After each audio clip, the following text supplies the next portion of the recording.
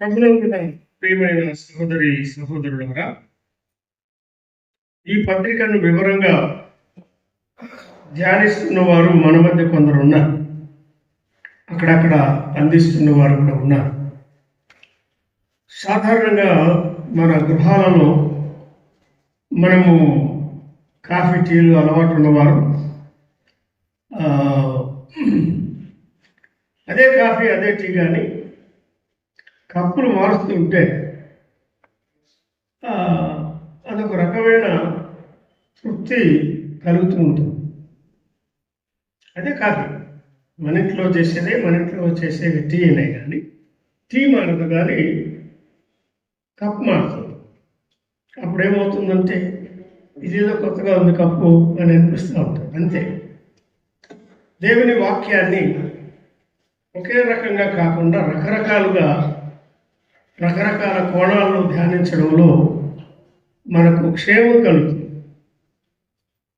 ఎప్పుడు అదే కప్పు సంవత్సరాలుగా వాడుకోవడంలో నూతనత్వం మనకు కనబడదు.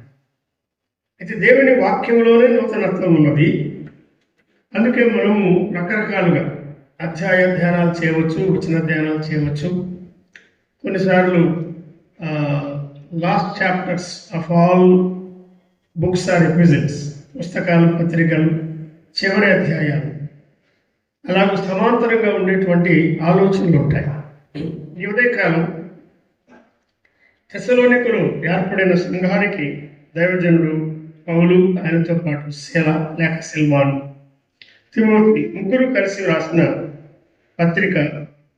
మొదటి పత్రికలో 5 అధ్యాయాలు, రెండవ పత్రికలో 3 అధ్యాయాలు ఉన్నాయి. సాధారణంగా మొదటి పత్రికలో పరిశుద్ధుల కొరకు వస్తున్న ప్రభువును గురించి వ్రాయబడింది అని చాలామంది అంటూ ఉంటారు.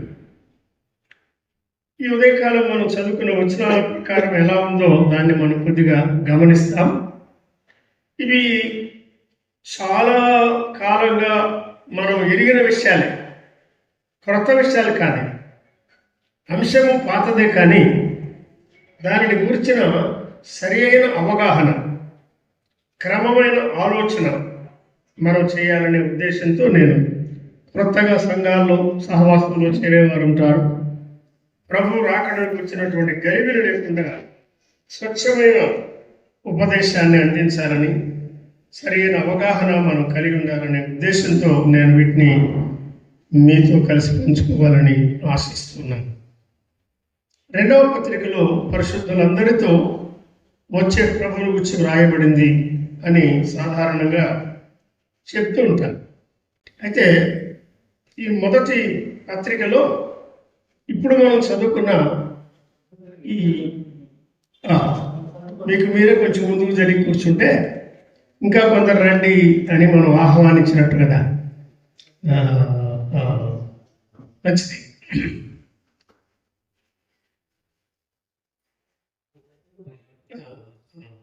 పెద్దలు చెప్పినట్టు మీరు చేస్తే మంచిది.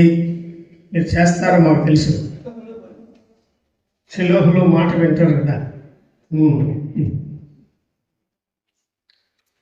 ఇక్కడనే మా వెనుకున్న వారు కూడా రండి. పిల్లల తల్లులు తప్ప పిల్లల తల్లులు వెనుకుంటే మంచిది. అంటే మీకు పిల్లలకి మిగతా వారికి ఆటంకం కాకుండా.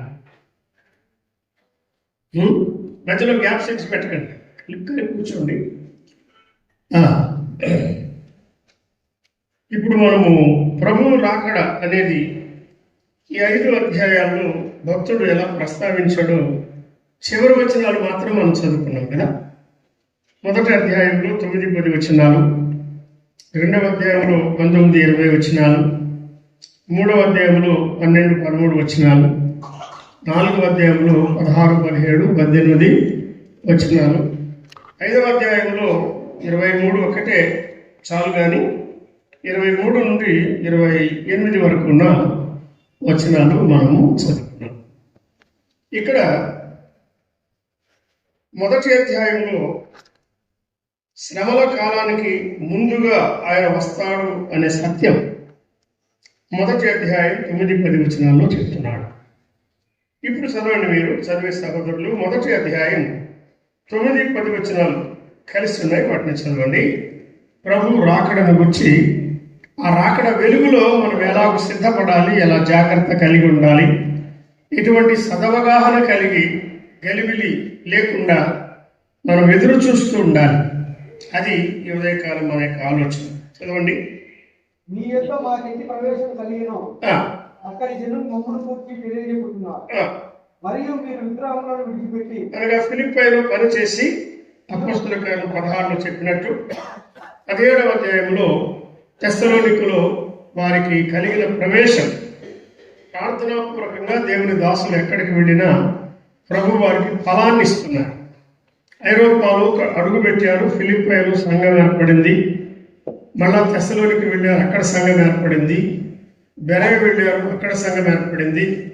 ఏథెన్స్ వెళ్ళారు, అక్కడ కూడా కొందరు విశ్వసించారు. అక్కడ నుండి కొరింథీకి వెళ్ళారు, అక్కడ కూడా సంఘం ఏర్పడింది. అక్కడ నుండి ఎఫెసుకు వెళ్ళారు, అక్కడ కూడా సంఘం ఏర్పడింది. కొందరు అడుగు పెడితే అక్కడ సంఘం ఏర్పడదు. అది వాక్య ప్రకారంగా ఫలభరితమైనటువంటి సేవక. నమ్మిన వారికి వాక్యం అవసరమే. కానీ వీరి పరిచర్యలో మనం చూస్తే పేతురు యోహాను కాలంలో కానీ, పౌలు బర్నబా కాలంలో కానీ, పౌలు శీల తిమోతి తీతు మొదలైన వారు పనిచేసిన దినాల్లో వారు అడుగుపెట్టిన స్థలంలో ప్రభు వారికి ఆత్మను ఇచ్చారు. ఫలభరితమైన సేవ వారు చేస్తున్నారు. స్వార్థ ఫలిస్తున్నది. కొత్తగా ప్రభువును అంగీకరించిన వారు సంఘాలు ఏర్పడడం మనం గమనిస్తున్నాం. కనుక మీ ఎంత మాకెట్టి ప్రవేశం కలిగనో, తెస్సలోనికలో ఉన్నవారు వారు విగ్రహాలను విడిచిపెట్టి దేవునికి దాసులయ్యారంటే, సమాజ మందిరంలో దేవుని దాసులు బోధించారు, కానీ ఎక్కువగా అన్యజనులకు చెందినవారు, జెంటైల్స్ అంటారు, అన్యజనులకు చెందినవారు, వారు ప్రభువును అంగీకరించి తెస్సలోనికులు తండ్రి అయిన దేవుని యందు ప్రభు అయిన యేసుక్రీస్తునందును వారు భద్రంగా ఉన్నారు, కట్టబడిన సంఘముగా ఉన్నారు. వారు ఎవరి కొరకు ఎదురు చూస్తున్నారు? చదవండి. 10వ వచనంలో అన్నాడు, జీవము గల వారును సత్యవంతులను దేవునికి దాసుల ఉడుకును దేవుడు మృతుల నుండి లేపిన యేసు అనగా రాబో ఉగ్రత నుండి మనలను తప్పించుతున్న ఆయన కుమారుడైన యేసు. ఆ మాట గమనించండి. రాబో ఉగ్రత నుండి మనలను తప్పించుతున్న యేసు అన్నాడు. చాలా స్థలాల్లో యవనస్తులు అడుగుతుంటారు, అంకుల్ మరి సంఘము శ్రమల గుండా వెళ్తుందా, లేక శ్రమల నుండి మనం కాపాడబడతామా? రకరకాల బోధలు, రకరకాల ప్రసంగాలు వింటున్నాం, దీని గురించి సరైన అభిప్రాయం తెలియచేయమని అడుగుతూ ఉంటాం. ఈ వాక్యంలో చాలా స్పష్టంగా చెప్పాడు ఏమంటే, రాబో ఉగ్రత నుండి మనలను తప్పించే దేవుని కుమారుడు ఆయన పరలోకం నుండి వస్తాడని ఆయన రాక కొరకు ఎదురు చూచుటకు అన్నాడు. ఇది ఆయన రాకడలో మొదటి భాగం. అంటే ఒకసారి వచ్చాడు, ప్రాణం పెట్టి సమాజం చేయబడి తిరిగి లేచి ఆయన వెళ్ళిపోయాడు. వస్తానని చెప్పాడు, తప్పక వస్తాడు. ఎప్పుడో తెలియదు, కానీ ఎక్కడికి వస్తాడో, ఎందుకు వస్తాడో మనకు తెలుసు. బైబిల్లో తేటగా రాయబడింది కదా. ఆయన భూమి మీదకి వచ్చాడు, భూమి మీద నుండి మళ్ళా తండ్రి మహిమతో ఆయన సింహాసనం వద్దకు వెళ్ళిపోయాడు. రెండవసారి వచ్చినప్పుడు ఆయన నేరుగా భూమి మీదకి రావడం. ఎక్కడికి వస్తాడు? ఆయన భూమి మీదకి రాకుండా ఉగ్రతను తప్పిస్తాడు. శ్రమల కాలానికి సంఘానికి సంబంధం లేదు. 5వ అధ్యాయంలో కూడా ఆ మాట ఆయన చెప్తున్నాడు. చూడండి, 5వ అధ్యాయంలో 9వ వచనం కదా, చదవండి. రక్షణ పొందుటకే దేవుడు మనల్ని నియమించను గాని, రక్షణ పొందుటకే దేవుడు మనల్ని నియమించను గాని ఉగ్రత పాలకుటకు నియమింప లేదు. ఇలాగనే ప్రభువును అంగీకరించిన మనము ప్రభువు పై నుండి వచ్చినప్పుడు ఇక్కడ ఉండకుండా ఇక్కడ నుండి మనం వెళ్ళిపోతాం, గడిపోకూడదు. ఉగ్రత పాలకుటకు ఆయన మనల్ని నియమింప లేదు అని యోహాను సువార్త ప్రారంభంలో ఏం చెప్పాడు? కుమారుని విశ్వాసించేవాడు నశింపగా నిత్య జీవం పొందేవాడు అని. కుమారునికి విధేయుడు కాని వాడు చెప్పండి జీవము చూడడు, నిత్య జీవం వాడు పొందడు. కానీ ఏముంది? దేవుని ఉగ్రత వాని మీద నిలిచి ఉంటుంది అని చెప్పాను. దేవుని ఉగ్రత అని చెప్పాడు. అదే ప్రకటన గ్రంథంలో గొర్రె పిల్ల ఉగ్రత ల్యాంబ్ ఆఫ్ గాడ్. దేవుని గొర్రె పిల్ల యొక్క ఉగ్రత అది చిన్న సంగతి కాదు. నిత్యాగ్ని వేరు. నిత్యాగ్ని దాని యొక్క శిక్ష, దండన అది వేరు. కానీ సంఘము ఎత్తబడిన తర్వాత నమ్మిన వారు పైకెత్తబడగా, నమ్మని వారు విడువబడగా, విడువబడిన అన్యులు, విడువబడిన యూదులు వారి పైన గొర్రె పిల్ల ఉగ్రత వస్తుంది. ఆ ఉగ్రత నుండి మనల్ని తప్పించేవాడు ప్రభువైన యేసుక్రీస్తు. ఆయన పరలోకం నుండి వస్తాడు, ఉగ్రత నుండి మనల్ని తప్పిస్తాడు. నమ్మని వారి మీద వచ్చే ఉగ్రతకు, శ్రమల కాలానికి సంఘానికి సంబంధం లేదు అని మనం గట్టిగా నవ్వుతున్నాం, ruడిగా నవ్వుతున్నాం. వాక్య ఆధారమే బలమైనటువంటి ఆధారం. మన ఉగ్రత మన ప్రియ రక్షకుడు శిలువలో భరించాడు. 2000 సంవత్సరాల కిందట మండు టెండలో మేకులతో అల్లబడిన ముళ్ళ కిరీటం ధరించి గంటలు గంటలు శిలువలో వేలాడుతూ దేవుని ఉగ్రత, పాపానికి రావాల్సిన ఉగ్రత యావత్తు ఆయన పూర్తిగా భరించాడు. కాబట్టి మనకు ఉగ్రత లేదు. శ్రమల కాలము, శ్రమలు వాటికి సంఘానికి విశ్వసించిన వారికి ఏ సంబంధం లేదు. అది మనం స్పష్టంగా మనసులో స్థాపించుకోవాల్సిన ఒక సత్యం. ఉదయకాలం కొన్ని సత్యాలు మనం స్టోర్ చేసుకోవాలి మన మనసులో. ఇప్పటికే మీకుంటే మంచిది, వాటిలో స్థిరపడి మనం ముందుకు సాయి. 2వ అధ్యాయంలో ఏం చెప్తున్నాడు చూడండి. తెస్సలోని మొదటి పత్రిక 2వ అధ్యాయం 19-20 వచ్చిన. ఏదైనగా మా నిరీక్షణ అయినను ఆనందమైనను అతిశయ కిరీటమైనను ఏది మన ప్రభు అయిన యేసు యొక్క రాకడ సమయమున ఆయన ఎదుట మీరే కదా అని నిశ్చయంగా మీరే మా మహిమయు ఆనందమునై ఆనందమునై ఉన్నాం. ఇది ప్రభు యొక్క న్యాయపీఠము దగ్గర జరిగే ఒక సంభవం చెప్పాను. రాకడలో రాప్చర్ అంటారు, ఎత్తబడుట, కొనిపోబడుట. అది 4వ అధ్యాయంలో చెప్పాడు. అక్కడికి ఒకసారి వచ్చి మళ్ళీ మనం వెనక్కి వద్దాం. 4వ అధ్యాయం 16 నుండి చదివే కదా, మళ్ళీ చెప్పండి. ఆర్భాటముతోను ప్రధాన దూత శబ్దముతోను దేవుని బూరతోను పరలోకం నుండి ప్రభు దిగి వస్తాడు. క్రీస్తు నందుండి నుండి తప్పించే ప్రభు ఎక్కడి నుండి వస్తాడు? పరలోకం నుండి వస్తాడు. అది మొదటి అధ్యాయం. ఇక్కడేం చెప్తున్నాడు? ఆర్భాటముతో వస్తాడు, ప్రధాన దూత శబ్దంతో వస్తాడు, దేవుని బూరతో వస్తాడు, పరలోకం నుండి ప్రభు దిగి వస్తాడు అని. ఆయన పరలోక అన్నిటికన్నా పైన ఉన్న తండ్రి ఉన్న మహిమ ఉన్న స్థలం కనుక అక్కడి నుండి ఆయన దిగి వస్తాడు. ఆయన దిగి రాగా ఏం జరుగుతుంది? క్రీస్తు నుండి మృతులైన వారు మొదట లేస్తారు. 2 రకాల ప్రజలు అంటే విశ్వసించిన వారే. వారికి 2 పేర్లు పెట్టారు. నిద్రించిన వారు అని ఒక మాట, నిలిచి ఉన్నవారు అని మరొక మాట. ఇటీవలగా అదే మా స్థానిక సంఘానికి సంబంధించిన శంకర్ గారి సత్యమని నిద్రించినప్పుడు మరియు సందర్భంగా జాన్ ఆ 3 విషయాలు చెప్పారు. నిరీక్షణ గలవారు, నిరీక్షణ లేనివారు, నిద్రించేవారు, నిలిచి ఉన్నవారు. కనుక నిద్రించిన వారు ఉండగా, నిలిచి ఉన్నవారు ఉండగా ఈ 2 రకాల విశ్వాసం. ఎవరు పేరు? ప్రభువును నమ్మని వారు కాదు, నమ్మి నిద్రించిన వారు. మనకంటే ముందుగా ఫాక్స్ గారు, అగ్రిప్ గారు, ఎస్ ప్రభుదాస్ గారు, ఎస్ ఆనంద్ గారు, ఎంతోమంది వెళ్ళిపోయారు. రాజబాబు గారు, వైజాగ్ గారు, చాలా మంది వెళ్ళిపోయారు కదా. మన స్థానిక సంఘాలు, మన కుటుంబాలు, వారంతా నిద్రిస్తున్నారు. ప్రభు వచ్చినప్పుడు వారు లేపబడతారు. వారే మొదట లేపబడతారన్నారు. సజీవులుగా నిలిచి ఉండే మనం వారికంటే ముందుగా ప్రభు సన్నిధికి చేరము అని రాస్తున్నాడు. వారు మొదట లేపబడాలి. అంటే ఆ బోర విన్నప్పుడు, దేవుని బోర విన్నప్పుడు మనుష్య కుమారుని శబ్దము మృతులు వినే గడియ వస్తున్నది, సమాధిలో ఉన్న వారందరూ బయటకు వస్తారన్నాడు. యోహాను సువార్త 5వ అధ్యాయం కదా, 5లో చెప్పాడు, మళ్ళీ 11లో కూడా చేరుకు నేనే పునరుత్థానం నేనే అని చెప్పి. సమాధిలో ఉన్న వారందరూ వస్తారన్నాడు కానీ ఒకేసారి వస్తారని లేదు. బైబిల్ చాలా జాగ్రత్తగా అర్థం చేసుకోవాలి. మృతుల్లో ఉన్న వారందరూ వస్తారు, మృతులైన వారందరూ వస్తారు, కానీ నమ్మిన వారు మాత్రమే ప్రభువు పరలోకం నుండి దిగి వచ్చినప్పుడు కడమూరం రోగినప్పుడు, కొరింథీ 15 ప్రకారం ఆ కడమూరం రోగినప్పుడు మీరు లేపబడతారు.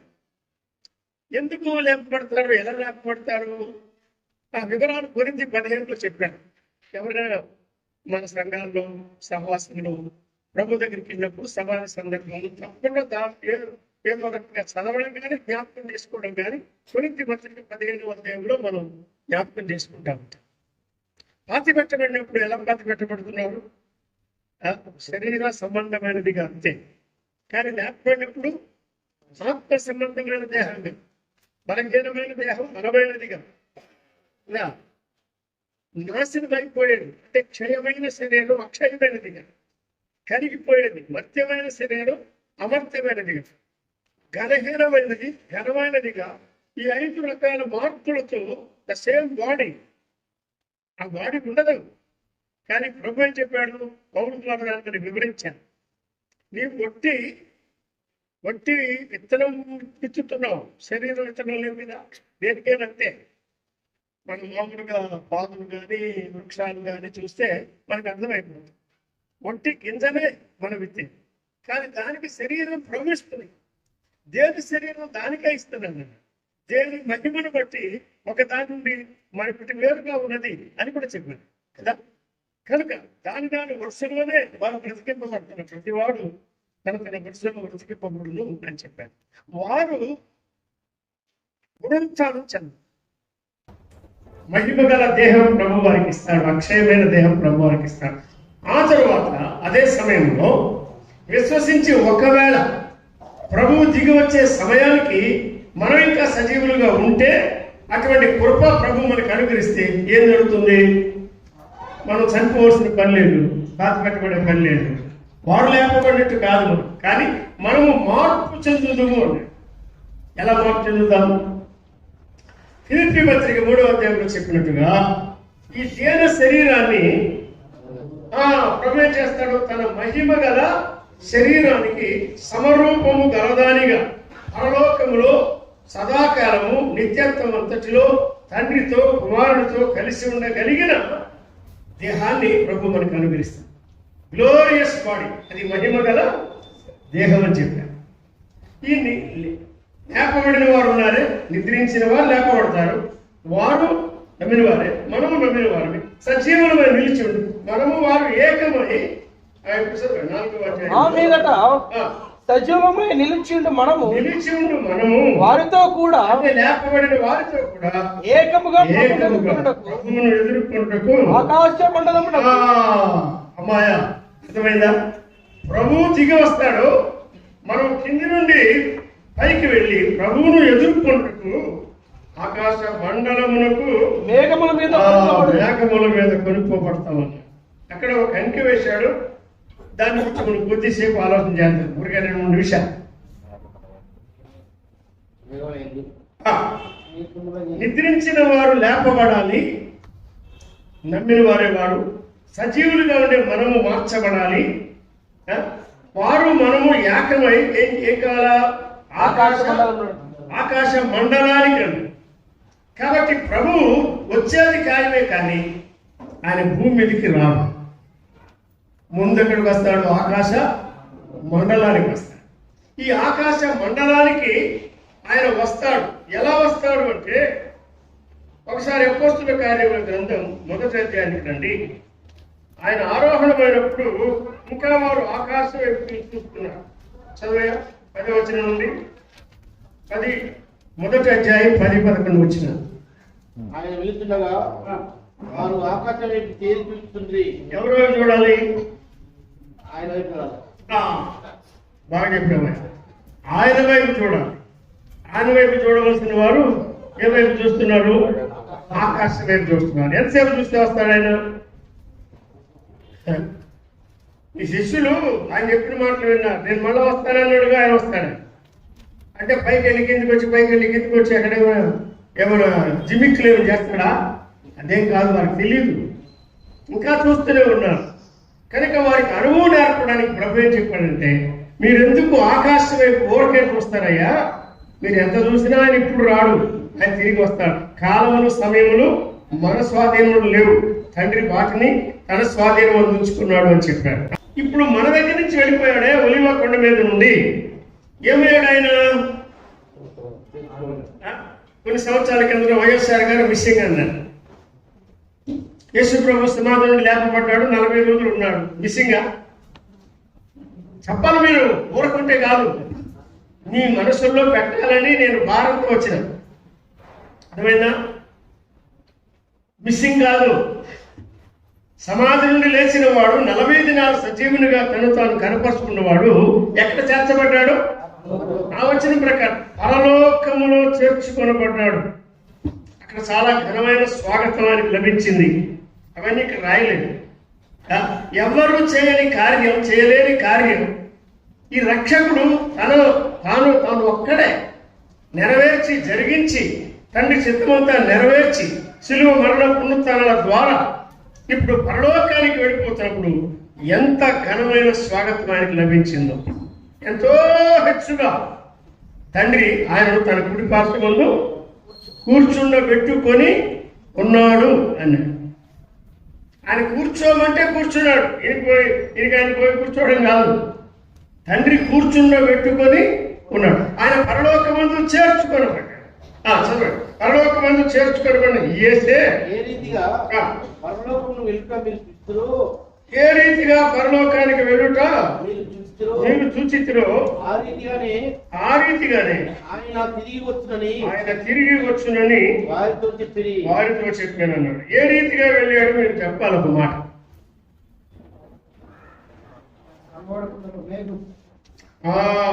తెలుసని చెప్పారు చూడండి. 9వ వచనం, కన్నులకు కనబడకుండా చూస్తూ ఉండగానే ఆయన కనబడకుండా వెళ్ళిపోయాడు. ఎక్కడికి వెళ్ళాడు? ఎవరు ఆయన తీసుకుని వెళ్ళిపోయారు? ఒక మేఘము ఆయనను కొనిపోయాను అన్నాడు. విన్నారా? కాబట్టి మేఘం మీద ఆయన వెళ్ళాడు. మళ్ళా ఎలా వస్తాడు? మేఘం మీదనే వస్తాడు కదా. మేఘం మీద వెళ్ళాడు, మేఘం మీదనే వస్తాడు. మరి మనం ఎలా వెళ్తాం? మనం కూడా మేఘం మీదనే వెళ్తాం. చూసారా? మనం ఏమన్నా 4 వీలర్ బుక్ చేసుకున్నాం, లేకపోతే ఫ్లైట్ బుక్ చేసుకున్నాం అనుకుంటే అది చేత అయిన పని కాదు. అదంతా అక్కర్లేదు. అసలు ఎంత విశేషమైన అనుభవం చూడండి. ప్రభు యొక్క రాకడ అనే దానిలో ఎత్తబడుట, కొనుక్కోబడుట అనేది ఒక దశ ఆయన చూపిస్తున్నాడు. దాన్ని పరుష్య అంటారు గ్రీకు భాషలో. ఆయన వచ్చుట, ఆయన తిరిగి వచ్చుట, ఆయన పిల్లల కొరకు, పెళ్లి కుమార్తె కొరకు ఆయన రావడు, భూమిదికి రాడు. ప్రతి ఆదివారం రొట్టెలో పాత్రలో పాల్పొందినప్పుడల్లా మన ప్రభు మరలా వస్తున్నాడు, ఆయన వస్తాడు అని మనం జ్ఞాపకం చేసుకోవాలి. మన జీవితంలో ఇదే ఆఖరి ఆదివారం కావచ్చు అన్నట్టుగా మనం ఆరాధించాలి. ఆరాధన అంటే మనకు తెలియదు కదా. మళ్ళా మరుసటి ఆదివారం రాకముందే ప్రభు రావచ్చు. ఎక్కడికి వస్తాడు? భూమికి రాడు. ఆయన పైనుండి దిగి వస్తాడు. మనం కింది నుండి సజీవులుగా ఉంటే మనం మార్చబడి ఆకాశ మండలంలో ఆయన ఎదుర్కొనుటకై కొనిపోబడదు అని రాశాడు. అంతేనా మీ బైబిల్లో ఉన్నది? 17వ వచనం చూడండి. Hesron 4:17. ఆ మీద సజీవులమై నిలిచి ఉండి మనము ఆ లేపబడిన వారితో కూడా ఏకముగా ప్రభువును ఎదుర్కొన్నట్టు ఆకాశ మండలమునకు మేఘముల మీద కొనిపోబడును అని రాశాడు. క్రింద ఒక కంక వేసి మేఘముల ఎందుకు కొనిపోబడును అన్నాడు. బైబిల్ అనేది చాలా విచిత్రమైన గ్రంథం, చాలా గంభీరమైనటువంటి గ్రంథం. కనుక మేఘములుగా వెళ్ళిపోతారు అని ఒక భావం అక్కడ ఉన్నది. మేఘములుగా వెళ్ళిపోతామంటే ఉదాహరణకి ఇక్కడ ప్రొద్దుటూరులో నమ్మిన వారు ఉన్నారు. ఎవరు? షిలోహులో నమ్మిన వారు, ఎఫ్రాతాలో నమ్మిన వారు ఎత్తపడతారా? ఎత్తపడరా? అమృతనగర్లో నమ్మిన వారు, ఈ ఈ ప్రొద్దుటూరులో ఒకవేళ సిఎస్ఐ చర్చ్ ఉంటే అందులో నమ్మిన వారు, లూథరన్ చర్చ్ ఉంటే అందులో నమ్మిన వారు, బ్యాప్టిస్ట్ చర్చ్ ఉంటే అందులో నమ్మిన వారు, పెంతెకోస్తు ఎన్ని చర్చిలైనా ఉండని చర్చికి వెళ్ళే వారందరూ ఎత్తబడరు, చర్చికి వెళ్ళే వారందరూ కొనిపోబడరు. కానీ ఎవరు కొనిపోబడేది? ఎవరు? ప్రభువునందు విశ్వాసం ఉంచిన వారే వారు మాత్రమే కొనుక్కోబడతారు. అంటే ఇదంతా ఒక మేఘం. ప్రొద్దుటూరులో నమ్మిన వారందరూ ఒక మేఘముగా కొనుక్కోబడతారు. మరి పొద్దునూరు సంగతి ఏంటి? అందులో నమ్మిన వారు కూడా ఉన్నారు, ఆర్సీపీలో నమ్మిన వారు ఉన్నారు, గాదిగూడలో నమ్మిన వారు ఉన్నారు, ప్రతి చోట నమ్మిన వారు. అట్లా ఆ రీతిగా మైదుకూరులో నమ్మిన వారు, కడపలో నమ్మిన వారు, ఒక్కొక్క స్థలంలో నమ్మిన వారంతా ఇక్కడి నుండి ఒక మేఘం, అక్కడి నుంచి ఒక మేఘం, అక్కడి నుంచి ఒక మేఘం. ప్రపంచమంతటిలో అన్ని దేశాల నుండి, అన్ని రాష్ట్రాల నుండి, అన్ని ఖండాల నుండి, అన్ని భాషల వారి నుండి ప్రభు నమ్మిన వారు ఆయన రావడం, వీరు కొనుక్కోబడి ఆ మేఘాలు మేఘాలు మేఘాలు మేఘాలు వెళ్ళిపోవడం, మేఘాల మీదనే వెళ్ళిపోతారు. నమ్మిన వారంతా ఒక్కొక్క చోట నుండి ఒక్కొక్క మేఘముగా వెళ్ళిపోతే చివరికి మనందరం ఎక్కడ చేరుకుంటామంటే ప్రభు సముఖంలో చేరు. అందుకు చెప్పాను, మీరు ఆలోచించారా? ఆ దినం ఎప్పుడో, ఆ గడి ఎంత గంభీరమైనది. ప్రభువా నీవు త్వరగా రా, మమ్మల్ని లోకంలో నుండి తీసుకో, నీ దగ్గర చేర్చుకో అని ప్రభు కొరకు మనం ఎదురు చూస్తున్నాం. ఆయన రాకడను వివరించే 3 మాటలు గ్రీకుల్లో ఉన్నాయని గ్రీక్ తెలిసిన వారు చెప్తున్నారు. నాకు తెలుగు తప్ప మరి భాషలు ఎక్కువ తెలియదు. ఎన్ఎస్ జోసెఫ్ గారు ఆయనకి 5 భాషలు వచ్చు, కొంతమందికి 4-5 భాషల్లో ప్రవీణత ఉంటుంది, కొద్దిగా ఇంగ్లీష్ అంతే. నా గ్రీక్ రాదు.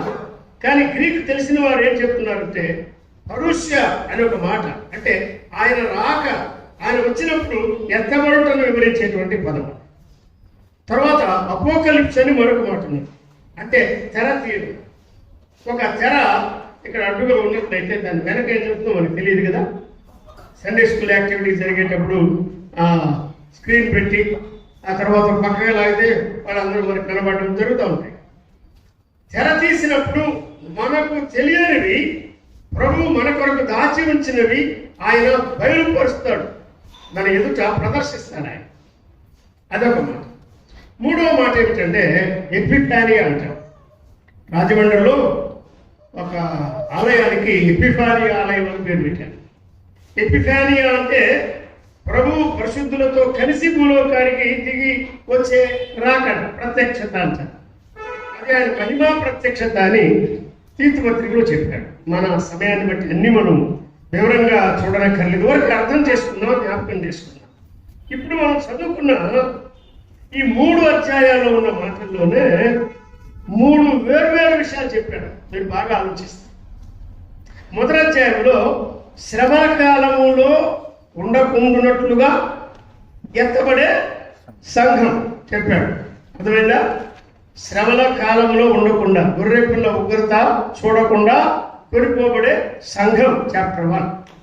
2వ అధ్యాయం క్రీస్తు న్యాయపీఠం ఎదుట ఆనందముగా, మహిమగా, కిరీటముగా ఉండేటువంటి ఆత్మలు సంపాదించిన వారికి, సంఘాలు కట్టిన వారికి, ప్రభు కొరకు పనిచేసిన వారికి ఆయన మెప్పు, మహిమ, బహుమానం, జీతాలు, కిరీటాలు ఇస్తాడని చెప్పాడే. అదంతా అక్కడ ఒక 2 వచనాలు చెప్పాడు. కనుక అది ఒక భాగం. ఎత్తబడిన తరువాత 2 విశేషమైన అనుభవాలు విశ్వాసులకు ఉంటాయి. ఒకటి క్రీస్తు న్యాయపీఠం ఉంటాయి. దీనికి 2 వచనాలు చదవాలి, 1 వచనం మాత్రం చదివాను దాటుకున్నాను. కొరింథీ 2వ పత్రిక 5వ అధ్యాయం 10వ వచనం చదవాలి. కొరింథీ 2వ పత్రిక ఎందుకనగా తాను ధరించిన క్రియల చొప్పున అవి మంచివైన సరే చెడ్డవైన సరే దేహంతో ధరించిన వాటి ఫలమును ప్రతివాడును పొందినట్లు మనం దేహముతో జరిగించిన వాటి ఫలము ప్రతివాడు పొందినట్లు ప్రతివాడు పొందినట్లు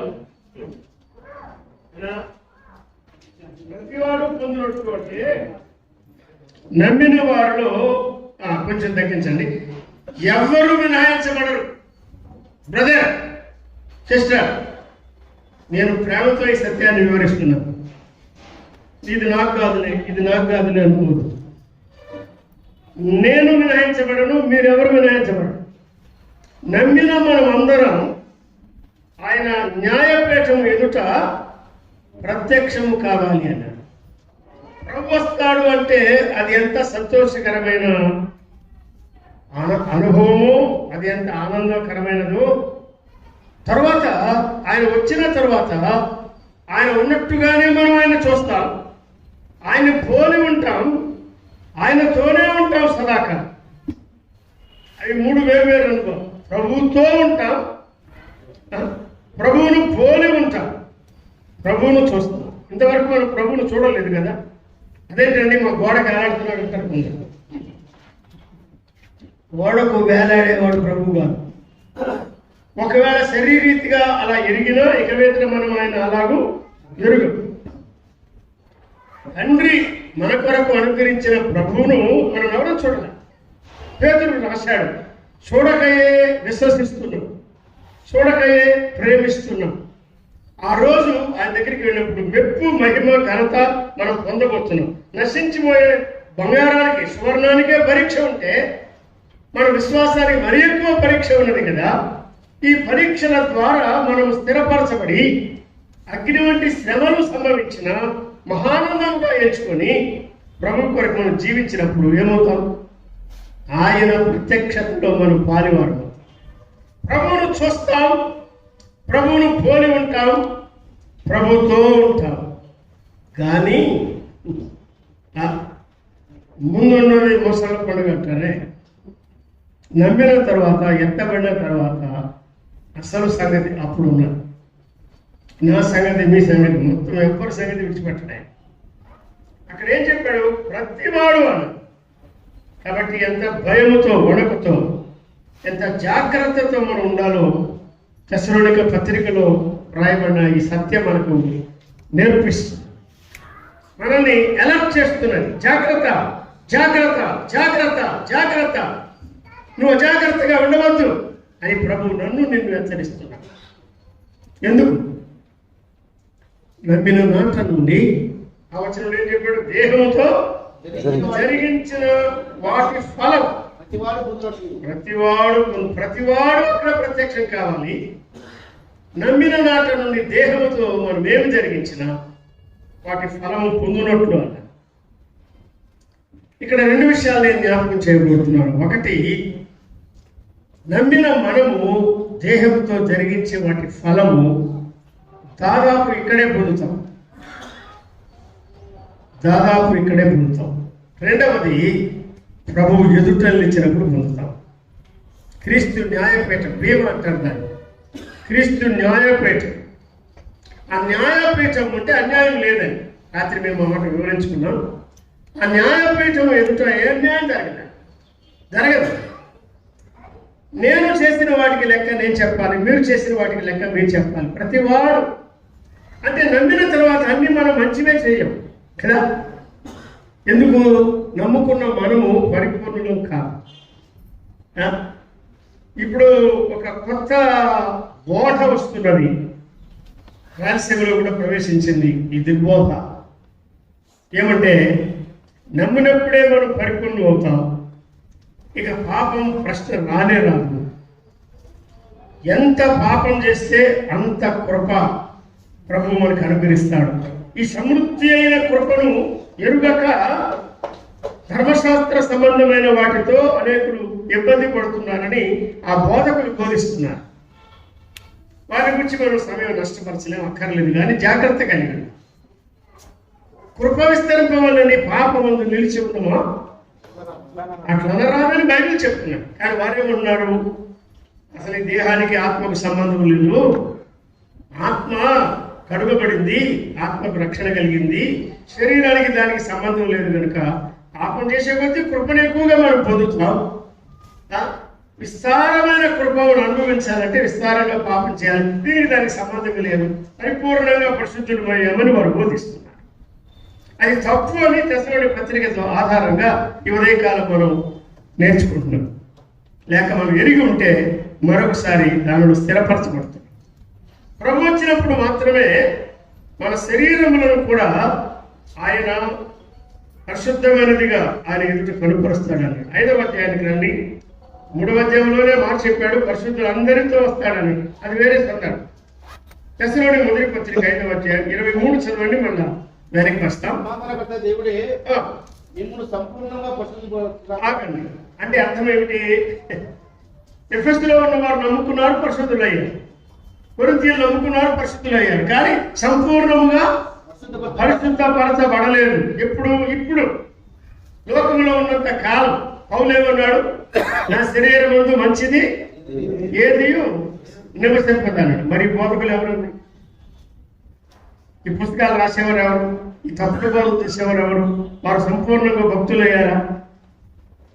నేను రాత్రి మా స్థానిక సంఘంలో వివరిస్తూ ఒకటి చెప్పాలనుకున్నాను, కానీ అది దాటిపోయింది దాదాపుగా. అయితే ఆయన ఏమన్నాడంటే, గొప్ప భక్తి గలవాడుగా గుర్తించబడిన దైవజనుడు ఆయన. ఎర్నెస్ట్ విల్సన్ అంటారు. అంగోలాలో మిషనరీగా ఆయన పనిచేసిన వారు. మద్రాసులో ఆల్ ఇండియా వర్కర్స్ కాన్ఫరెన్స్లో కాన్ఫరెన్స్ స్పీకర్గా ఆహ్వానించబడ్డ జస్టిస్ శామ్యుల్ గారు, టీజీ శామ్యుల్ గారు వారిని ఆహ్వానించారు. ఆ కాన్ఫరెన్స్లో నేను కూడా వాక్యం వింటా ఉన్నాను. ఒక రాత్రి వేళ ఏమనంటే, what a రిచెడ్ man I yam అన్నాడు. నా గుండె జారిపోయినంత పని. ఎవరైనా భక్తి గల దైవజనుడు, అయ్యో నేను ఎంత దౌర్భాగ్యుడను అన్నాడు. ఎవరన్నారా మాట? పౌలు అన్నాడు. ఎర్నెస్ట్ విల్సన్ గారు అన్నారు, అయ్యో నేను ఎంత దౌర్భాగ్యం. సహోదరుడా, సహోదరి, నీవు నేను కూడా మన జీవితంలో తప్పక రోమాపత్రిక 7వ అధ్యాయం చివరిలో ఉన్న ఆ మాట మనం ఒప్పుకోవాలి, అంగీకరించాలి. మనం భక్తిపరులం కాదు, శరీరంలో ఉన్నాం, నమ్ముకున్నాం, కృపచేత రక్షించబడ్డాం, పరిశుద్ధపరచబడ్డాం, కడుగబడ్డాం, ఆత్మ ముద్ర కలిగి ఉన్నాం, ఆత్మ మనలో నివసిస్తున్నాడు. గొర్రెపిల్ల గ్రంథంలో మన పేర్లు దాఖలు చేయబడ్డాయి. అయినను మనం దౌర్భాగ్యులు. ఎందుకంటే శరీరమందు మంచిదేది నివసిస్తాం, ఆత్మానుసారంగా జీవించడానికి ఆశిస్తున్నాం. కానీ అనేక సార్లు మనము ఆత్మ నియమము కన్నా పాప నియమానికి ఎక్కువగా లోబడతాం. కాబట్టి nothing wrong in acknowledging ourselves. ప్రభువా, what a wretched man I am, what a wretched woman I am. నమ్ముకున్నాను, కానీ ఎందుకో ఈ పాప నియమం నన్ను పాడు చేస్తున్నాను. నన్ను క్షమించు ప్రభా, నన్ను క్షమించు. నేను జీవించవలసినట్టు జీవించలేకపోయానని ప్రభు దగ్గర ఒప్పుకోవాలి. తప్పు చేసి ఒప్పుకోవాలంటే కొంతమంది విశ్వాసులు కఠినలైపోతారు, భ్రష్టులు, మొండితనం చూపిస్తారు. అది వారి క్షేమకరం కాదు. కానీ సంఘానికి క్రమం ఉన్నది. మన మట్టుకు మనం ఎవరో ఒప్పుకోమని మనకెందుకు విడిచిపెడతాం? మన మట్టుకు, నా మట్టుకు నేను, నీ మట్టుకు నేను, మన దేహంతో జరిగించే ప్రతి లోపం విషయమై ప్రభు దగ్గర తప్పకుండా ఒప్పుకోవాలి. నీ భర్త ఉండగా, నీ భార్య ఉండగా, ప్రభు నీకు కుటుంబ సంబంధం ఇచ్చి ఉండగా నమ్మకముగా ఉండకుండా నీవు జారిపోయావా? ఎవరికి తెలియదు అనుకున్నావా? దేహంతో జరిగించిన ప్రతిదానికి లెక్క చెప్పాలి. కనీసం ఇప్పుడైనా ప్రభు సన్నిధిలో ఒప్పుకో. నిజమే ప్రభువా, నా భార్యకు తెలియకుండా తప్పాను, నా భర్తకు తెలియకుండా తప్పాను, క్షమించు. హృదయంలో తప్పవుతారు కొంతమంది, అక్షరార్థంగానే తప్పవుతారు మరికొంత. ఈ జారిపోయే వాళ్ళే ఈ తప్పుడు ఉపదేశం చేసాము. ఆలోచించారు. భక్తిలో మనం ఎదగాలి, కానీ భ్రష్టులం కాకుండా. సంపూర్ణమైన పరిశుద్ధత ఎప్పుడు ఆయన వచ్చినప్పుడే అని చెప్పాడు. చదవండి, 23 పూర్తి చేద్దాం. సమాధానకర్త దేవుడే మిమ్మల్ని సంపూర్ణంగా పరిశుద్ధపరచుగాక. మీ ఆత్మయు, 3 చెప్పాడు అక్కడ, మీ ఆత్మయు, జీవమును, శరీరము మన ప్రభువైన యేసుక్రీస్తు రాకడ యందు నిందారహితముగా సంపూర్ణముగా ఉండునట్లు కాపాడబడును గాక. చాలా మంది ప్రభువును నమ్ముకోవాలని ఇష్టపడుతున్నారు, కానీ నమ్ముకున్న తర్వాత నిలవలేదయ్యా, నిలవలేనమ్మా. అందుకే నేను నమ్ముకోలేకపోతున్నాను. నమ్ముకోవాలని తెలుసు, నేను నమ్ముకోలేకపోతున్నాను. కానీ ప్రభు ఏం చెప్తున్నాడంటే, 24వ వచనంలో మిమ్మును పిలుచువాడు నమ్మకమైన వాడు నమ్మకమైన వాడు కనుక అలా చేయును. అలాగూ చేయును. చేయవచ్చును అన్నాడా చేయును అన్నాడు? ఏమన్నాడు చెప్పాలి మీరు? చేయును అంటే తప్పక చేసేవాడే. ఇది నన్ను బట్టి కాదు, నిన్ను బట్టి కాదు. ఇది విచ్చలవిడి కృప కాదు, ఇది వాక్యానుసారమైన కృప. నన్ను పిలిచేవాడు నమ్మకమైన వాడు కనుక ఆయన అలాగ చేస్తారంటే చేస్తాడు. ఒకరోజు ప్రభువు ఎదుట నిలిచినప్పుడు మనం ఎలా ఉంటాం? శరీరము కూడా పరిశుద్ధమైనదిగా నిందారహితముగా అని ఇక్కడ రాస్తారు. పత్రికలో చదువుతుంటే మీరు నిర్దోషులుగా ఉండాలి, నిష్కళంకులుగా ఉండాలి, నిరపరాధులుగా ఉండాలి, అనిందులుగా ఉండాలని రాయబడి. అవును కదా? కానీ అది సాధ్యమవుతున్నదా?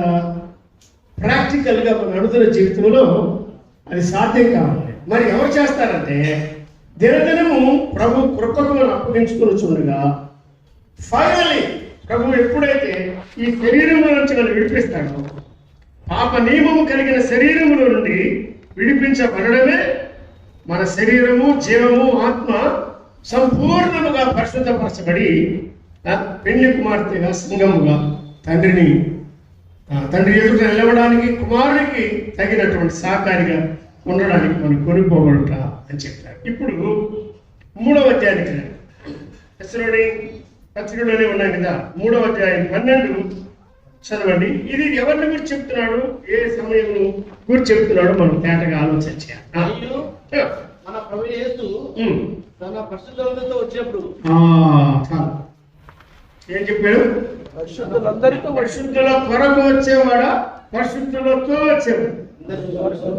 అందరితో వచ్చేవాడు అంటే అర్థం ఏమిటి? అందరి కొరకు వస్తాడు, అది ఒక భాగం. అందరితో వస్తాడు, అది మరొక భాగం. దాన్నే ఎపిఫానియా, ఆయన ప్రత్యక్షపరచబడుట. ఆయన లోకానికి ప్రత్యక్షం కాబోతున్నాడు. ఇశ్రాయేలు జనాంగము కొరకై ఆయన ప్రత్యక్షము కాబోతున్నాడు. అపోస్తలుల కార్యం 1లో ఆ రోజు వారు అడిగారు, ప్రభువా ఇశ్రాయేలుకి కాలంలో రాజ్యం అనుకరిస్తావా అంటే ఆయన ఏమన్నాడు? కాలంలో సమయంలో తెలుసుకుంటే మీ పని కాదు, మీ పని మీరు చేయాలండి. ఆత్మ మీ మీదకి వచ్చినప్పుడు మీరు శక్తి పొందేదారు కనుక యోదయలో భూదిగంతాల వరకు సువార్త ప్రకటించి సాక్షులుగా ఉండదు. మరి ఆ తర్వాత ఏం జరుగుతుంది? వెళ్ళిన వాడు మళ్ళా ఇశ్రాయేలు కొరకు ఆయన తప్పక ప్రత్యక్షం కాబట్టి పరిశుద్ధులందరితో వస్తాడు అని. పరిశుద్ధులందరితో వస్తాడనే మాట రాకడకు సంబంధించింది. అంటే ర్యాప్చర్ అంటేనే ఎత్తబడుట, దానికి సంబంధించింది కాదు. 2వ పత్రిక 1వ అధ్యాయం చూడండి. 2వ పత్రిక 1వ అధ్యాయం 6వ వచనం చదవండి. ప్రభువైన యేసు తన ప్రభావమును కనపరచు దూతలతో కూడా పరలోకము నుండి అగ్ని జ్వాలలో ప్రత్యక్షమై అన్నాడు. సర్లే, ప్రభు సంఘం కొరకు వచ్చినప్పుడు విన్నారు కదా, టిఫిన్ చేశారు కదా, మరి అగ్ని జ్వాలలో వస్తాడా? ఏమనుకుంటున్నారు మీరు చెప్పండి? ఏదైనా చెప్పచ్చు. లాస్ట్ మైల్ మార్కులు ఏమి లేవు. సంఘము కొరకు ఆయన వస్తాడే, ఆయన అగ్ని జ్వాలంలో వస్తాడా? ఎలా వస్తాడు? ఆయన వస్తాడని మనం ఎదురు చూస్తున్నాం. అగ్ని జ్వాలలో ప్రత్యక్షం అవుతాడని ఇక్కడ చెప్పాడు. ఎందుకు చెప్పాడు ఆ మాట? ఆయన రాకలో అంచెలు ఉన్నాయి. ఆయన సంఘము కొరకు వస్తాడు, భూమి మీదకి రాడు. ఎత్తబడుట అనేది మనకు అర్థమైంది. నిద్రించిన వారు లేపబడతారు, సజీవులను మనం మార్చబడతాం, వెళ్ళిపోతాం. వెళ్ళిపోయినప్పుడు ప్రభువును చూసిన ఆనందము, తర్వాత న్యాయపీఠం ఉన్నది. న్యాయపీఠాన్ని మనం వివరించడం లేదు. ఆ తర్వాత గొర్రెపిల్ల పెండ్లి వింటున్నాడు.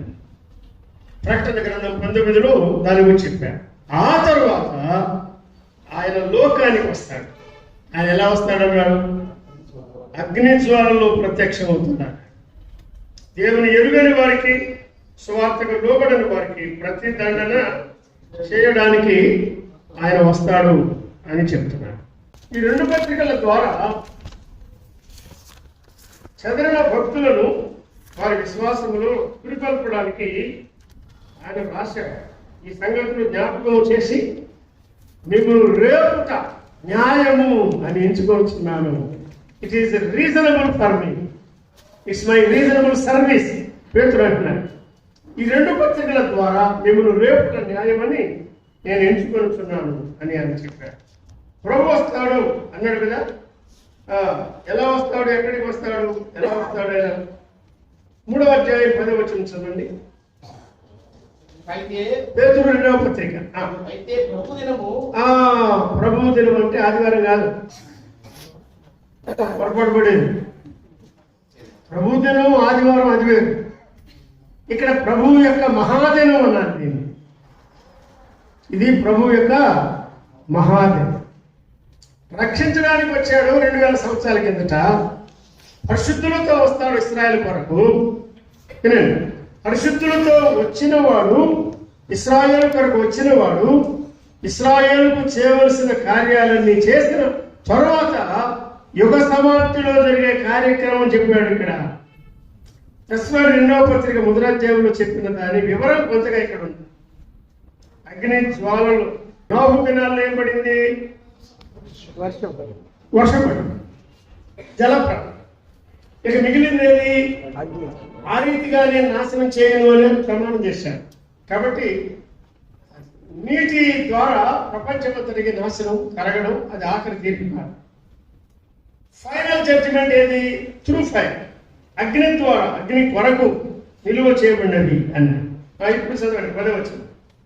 అయితే ప్రభు దినం దొంగ వచ్చినట్లు వచ్చును, ప్రభు దినం దొంగ వచ్చినట్లు వచ్చును.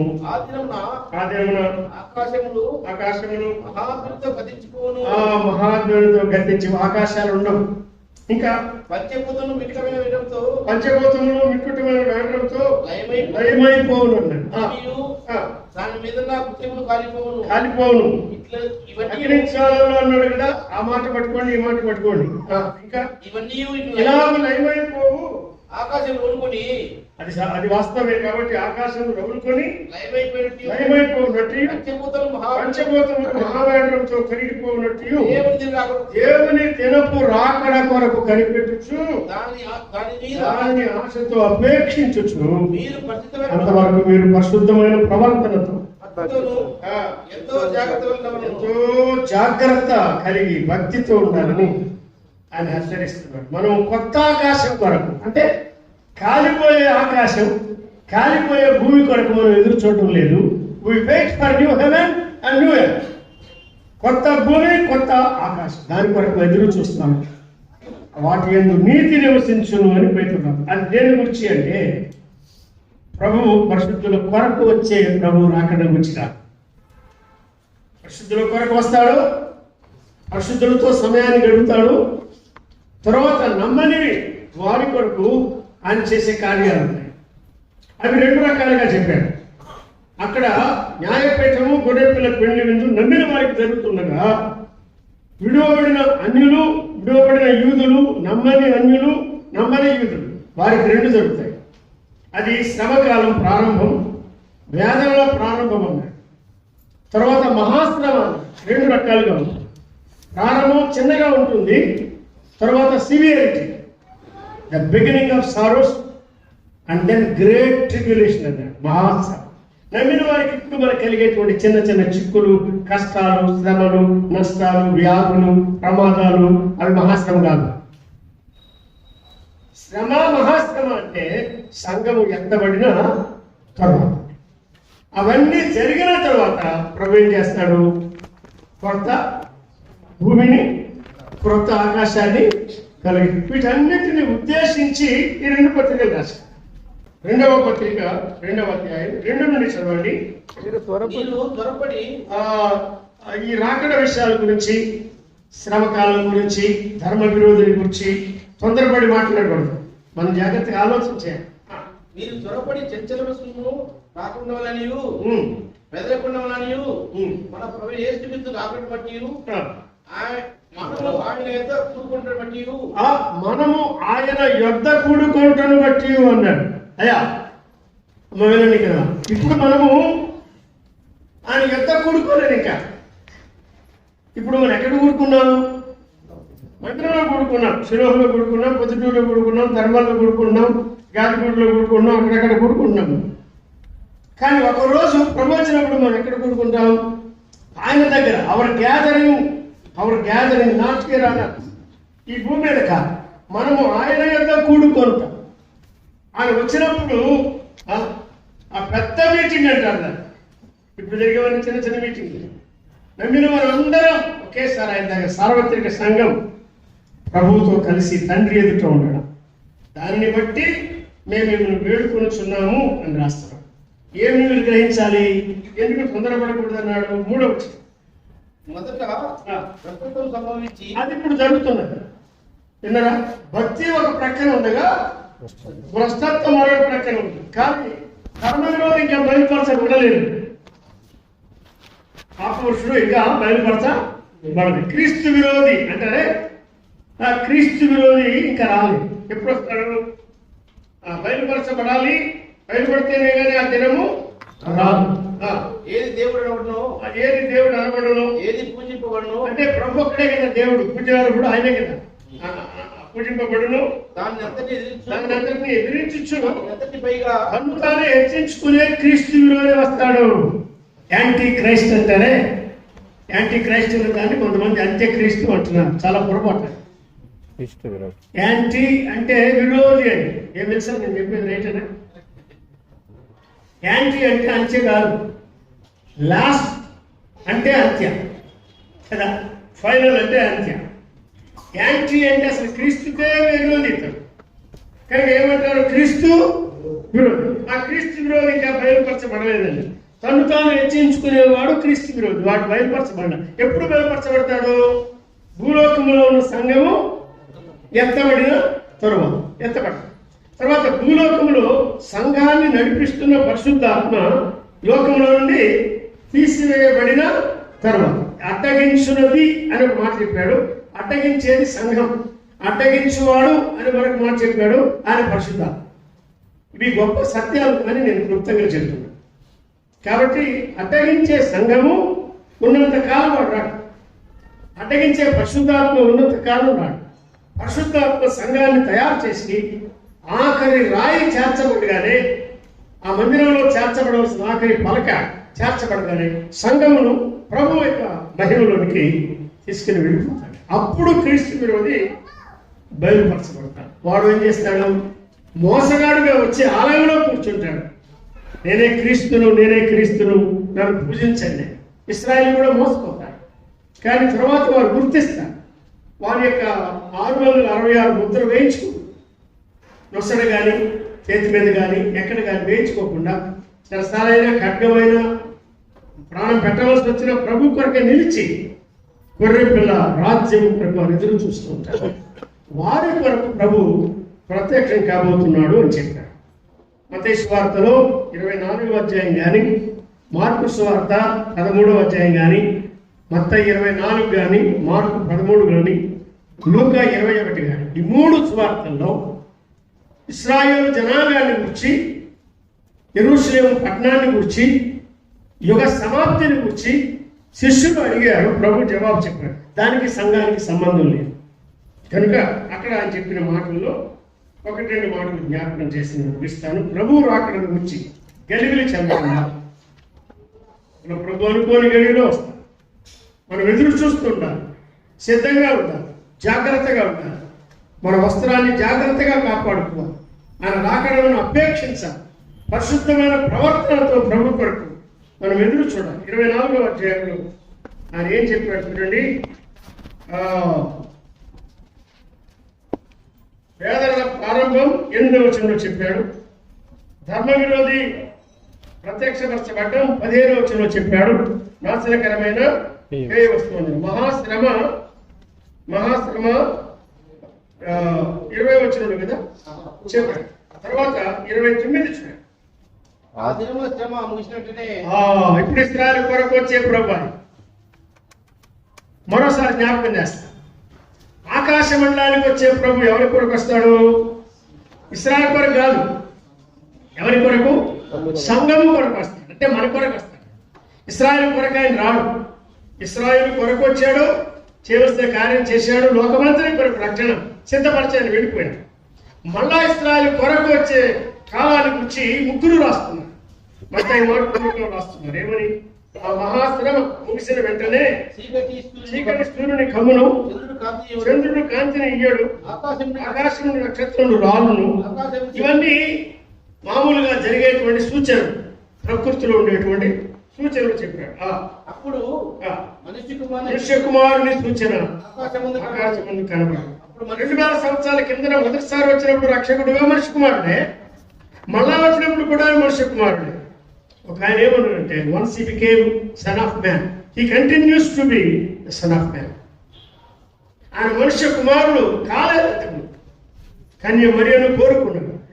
కాలము సంపూర్ణమైనప్పుడు ఆమె ద్వారా పరిశుద్ధాత్మ ద్వారా గర్భము ధరించి శరీరాన్ని అమర్చుకొని లోకానికి వచ్చాడు.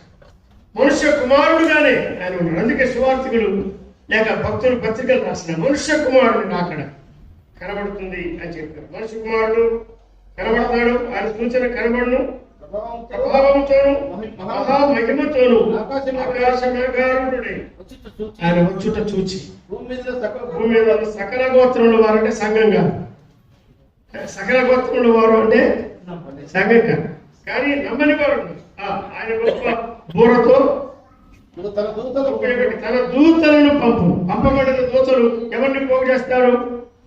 నమ్మిన వారిని పోగు చేయడానికి ఆయన దూతలను పంపడు. Are you clear? నమ్మిన మనలను పోగు చేయడానికి దూతలను పంపడం, కానీ ఆయన వెంటాడే ఇశ్రాయేలు జనాంగాన్ని పోగు చేయడానికి ఆయన పంపుతాడు దూతలు. ఆ దూతలు ఏం చేస్తారన్నారు? ఈ చివరి నుండి ఆ చివరి వరకు నలుదిక్కుల నుండి ఆయన ఏర్పరచుకున్న వారిని పోగు చేస్తారు. అది ఇశ్రాయేలును పోగు చేయటం. వారికి అన్య రాజ్యముల బానిసత్వం నుండి పూర్తి విడుదల దొరికేటువంటి కాలం. అప్పుడు ప్రభు వారికి విడుదల ఇస్తారు. ఒక యుద్ధంలో వారు ఓడిపోతుండగా ప్రభు వైపు తిరిగి ప్రార్థన చేస్తారు. అబ్రహాముకు ఆయన చేసిన నిబంధన జ్ఞాపకం చేసుకొని వారి ప్రార్థనకు జవాబుగా ఆ నిబంధనకు నెరవేర్పుగా ఆయన పరలోకం నుండి దిగి వస్తాడు. జకర్యా 14లో చెప్పినట్టుగా ఆయన రాజ్య స్థాపన కొరకు వస్తాడు. 12లో ప్రత్యక్షమవుతాడు, పొడవబడినవాడు. 13లో ఇశ్రాయేలు జనాంగం యొక్క పాపాన్ని పరిహరిస్తాడు. జకర్యా 13. 14లో వారికి రాజ్య పరిపాలన అనుగ్రహిస్తాడు. అంటే రాజ్యాన్ని స్థాపిస్తాడు, రాజ్యాన్ని అనుగ్రహిస్తాడు. పరిపాలనలో మనల్ని కూడా ఆయన భాగంగా చేసుకుంటాడని దేవుని వాక్యంలో ఆయా వచనాల ఆధారంగా మనం చెప్పగలం. సంఘము కొరకు సంఘాన్ని తన దగ్గర చేర్చుకోవడానికి ఆయన విధానం వేరు. అంత రెప్పపాటులో అని చెప్పారు.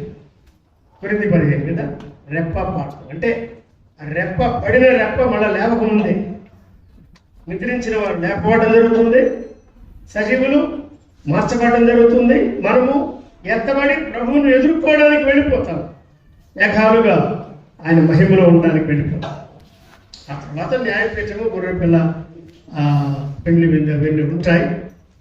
వాటిని కూడా మనం జ్ఞాపకం చేసుకుంటే సహాయకరమే, కానీ అంతవరకు మనకి చాలు. ప్రభువు రాకడ పరిశుద్ధుల కొరకు వచ్చే ప్రభువుని గురించి మాత్రమే కాదు. మొదలధ్యాయంలో ఎత్తబొట్ట కొనుక్కోబొట్ట శ్రమకాలానికి సంబంధించి మనం ఉండము అనే సత్యాన్ని నేర్పిస్తాం.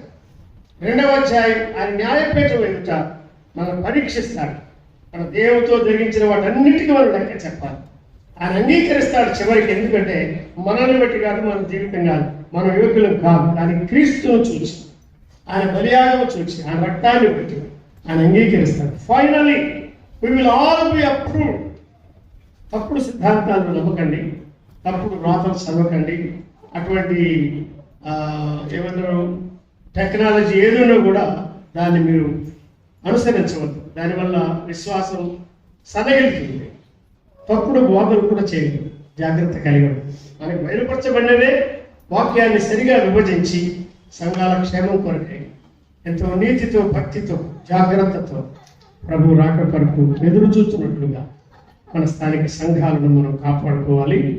ప్రభు ఉదయకాలం మనకిచ్చిన ఈ తలంపులు అందరి క్షేమాత్మై ప్రభువే దీవించుకుంటారు.